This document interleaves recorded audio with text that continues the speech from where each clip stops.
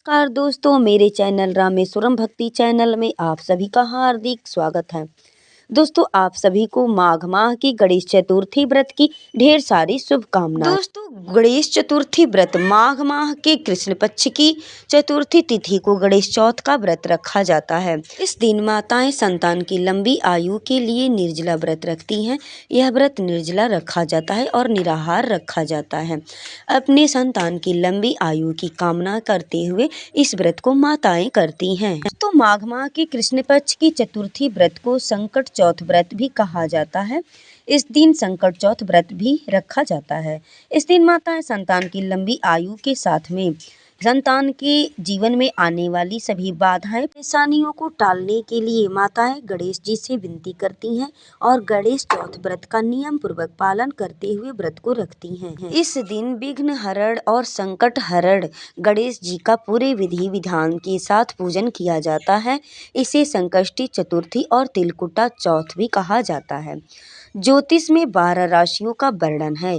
ये 12 राशियां हैं मेष, वृष, मिथुन, कर्क, सिंह, कन्या, तुला, वृश्चिक, धनु, मकर, कुंभ और मीन। गणेश चतुर्थी व्रत के दिन इन सभी राशियों में से लेकर मीन राशि तक के सभी लोगों को संकट चौथ की किसी भी व्रत कथा को पढ़ना और सुनना अवश्य चाहिए, ताकि इस व्रत को सुनने और पढ़ने से भगवान गणेश अति प्रसन्न होते हैं और अपने भक्तों की सभी मनोकामनाएं पूर्ण करते हैं।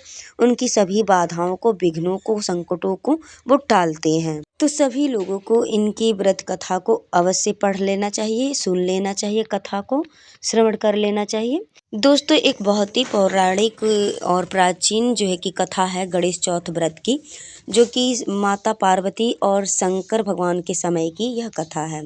आइए इस कथा को हम लोग सुनते हैं कि माँ पार्वती एक बार स्नान करने गई। स्नान घर के बाहर उन्होंने अपने पुत्र गणेश जी को खड़ा कर दिया और उन्हें रखवाली का आदेश देते हुए कहा कि जब तक मैं स्नान कर के बाहर ना आ जाऊं, किसी को भी भीतर आने की अनुमति मत देना। गणेश जी अपनी माँ की बात मानते हुए बाहर पहरा देने लगे। उसी समय भगवान शिव माता पार्वती से मिलने आए, लेकिन गणेश भगवान ने उन्हें दरवाजे पर ही कुछ देर रुकने के लिए कहा। भगवान शिव ने इस बात से बेहद आहत पहुंची भगवान शिव को, यानी नाराज हुए और अपमानित उन्हें महसूस हुआ। गुस्से में उन्होंने गणेश भगवान पर त्रिशूल का वार कर दिया, जिससे उनकी गर्दन दूर जा कर के कट करके गिर गई।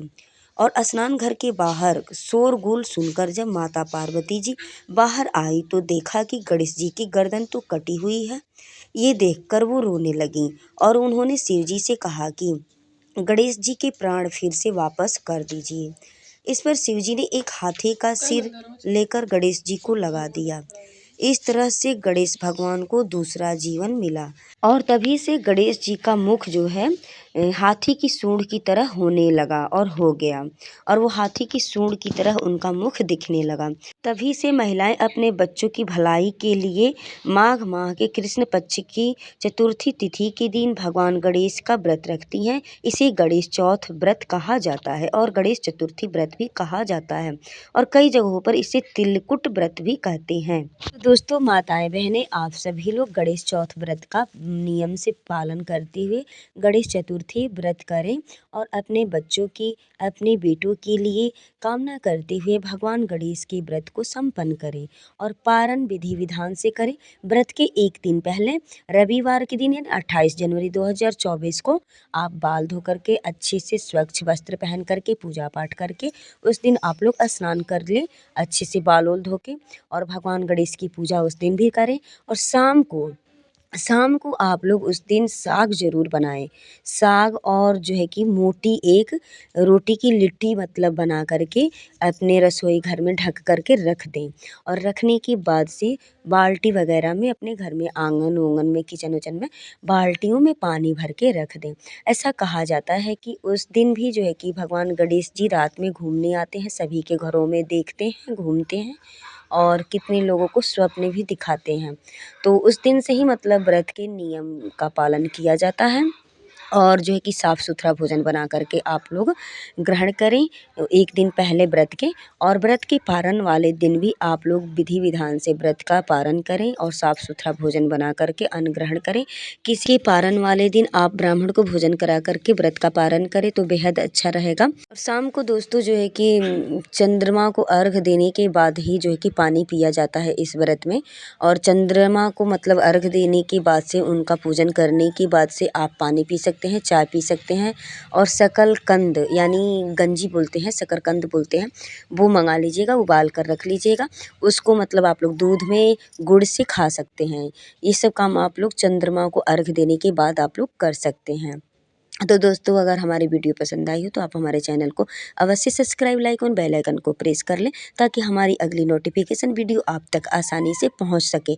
वीडियो में लास्ट तक बने रहने के लिए आप सभी को मेरे तरफ से धन्यवाद।